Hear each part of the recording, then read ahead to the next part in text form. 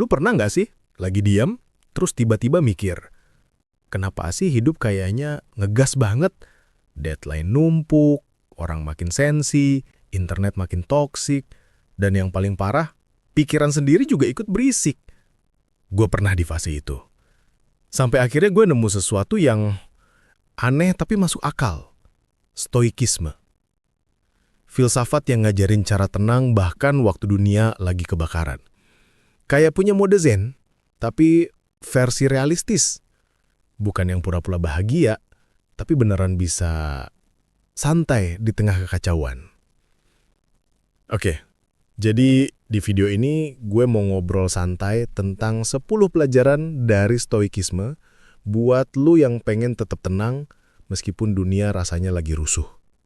Siapin kopi lu, kita mulai dari awal banget. Jadi gini, stoikisme itu asalnya dari Yunani kuno. Dan inti pesannya simple. Kita nggak bisa ngontrol dunia, tapi kita bisa ngontrol diri sendiri. Lucunya, meskipun ini filosofi dari ribuan tahun lalu, tapi masih relevan banget buat zaman sekarang. Apalagi buat generasi yang tiap hari harus berurusan sama notifikasi, drama, dan ekspektasi. Bukan cuma teori kaku. Stoikisme itu kayak teman bijak yang bilang, bro, jangan kebanyakan reaktif. Tenang aja, fokus sama yang bisa lu ubah. Jadi, ini dia, 10 pelajaran stoikisme yang bikin lu hidup lebih tenang, lebih rasional, dan mungkin lebih bahagia juga. Pelajaran pertama, kendalikan yang bisa lu kendalikan. Kata Epictetus, beberapa hal ada di bawah kendali kita, beberapa enggak. Kedengarannya simpel, tapi ini life-changing. Kita sering stres bukan karena masalahnya gede, tapi karena kita maksa ngontrol hal yang di luar kuasa kita. Kayak pengen orang lain ngerti kita, pengen dunia adil, pengen semua sesuai ekspektasi. Padahal, yang bisa kita ubah cuma pikiran, reaksi, dan sikap kita sendiri. Sisanya, ya udah. Bodoh amat dengan elegan. Pelajaran kedua, emosi bukan musuh, tapi sinyal. Stoikisme nggak nyuruh lu jadi robot. Mereka nggak bilang, jangan sedih, atau jangan marah.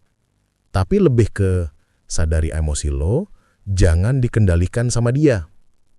Lu boleh kesel, tapi jangan biarin kekesalan itu nyetir hidup lo. Gue suka bilang, feel it, but don't feed it. Pelajaran ketiga, semua hal yang terjadi itu netral. Pikiran kita yang ngasih label. Kehilangan kerja, ditolak gebetan, macet 2 jam, itu semua cuma kejadian. Yang bikin jadi buruk atau baik itu, cara lu ngelihatnya. Kata Marcus Aurelius, kalau lu kesal karena sesuatu di luar kendali, lu ngasih hal itu kekuatan buat nguasain lu. Jadi, kalau besok lu kena hal nyebelin, coba tarik nafas dan bilang, ini cuma kejadian. Gue yang milih gimana responnya. Pelajaran keempat, memento mori. Ingat, lu bakal mati. Kedengaran dark, tapi ini bukan buat nakut-nakutin. Justru ini reminder biar kita hidup lebih bermakna. Kalau lu sadar waktu lu terbatas, lu bakal lebih berhenti buang waktu buat hal remeh. Lebih menghargai orang, lebih jujur, lebih berani. Stoik bukan pesimis. Mereka cuma realistis, dan itu bikin hidup lebih jujur. Pelajaran kelima, latih ketenangan di hal-hal kecil. Tenang itu skill, bukan bakat. Dan kayak skill lain, lu harus latihan. Mulai dari hal receh, macet, antre, atau pas sinyal jelek. Kalau lu bisa tetap chill di momen kayak gitu, lu bakal lebih siap ngadepin badai yang beneran gede. Pelajaran keenam, jangan bandingin hidup lu sama orang lain. Kata Seneca, kebanyakan orang menderita karena pengharapan, bukan kenyataan. Sosmed bikin kita lupa kalau setiap orang punya jamnya sendiri. Lu nggak kalah telak, lu cuma lagi di fase yang beda. Ketenangan datang waktu lu berhenti ngebandingin dan mulai bersyukur sama progres kecil lu sendiri.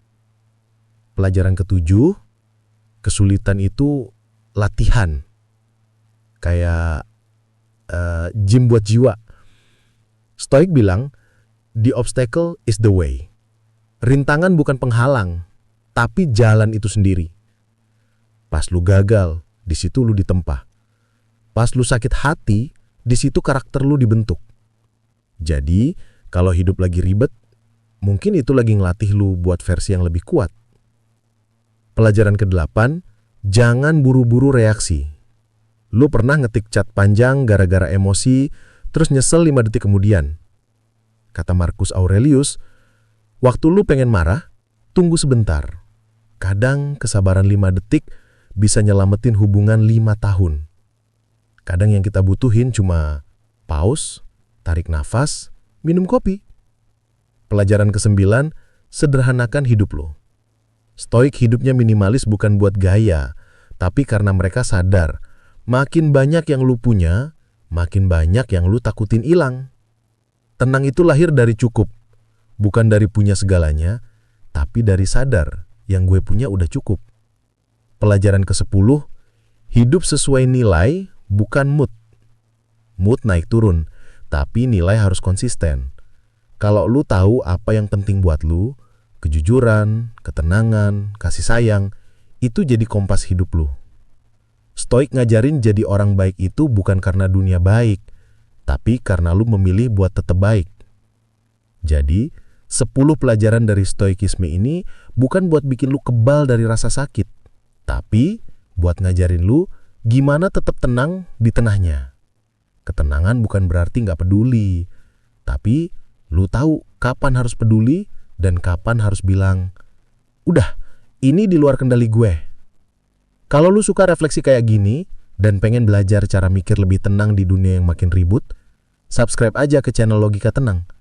Kita bakal terus ngobrol santai tentang cara jadi manusia yang nggak cuma hidup, tapi juga ngerti kenapa hidup ini berharga. Gue Logika Tenang, dan ingat, kadang hal paling bijak yang bisa lu lakuin adalah diam, sadar, dan tersenyum. Logika Tenang, karena hidup nggak harus ribut untuk jadi bermakna.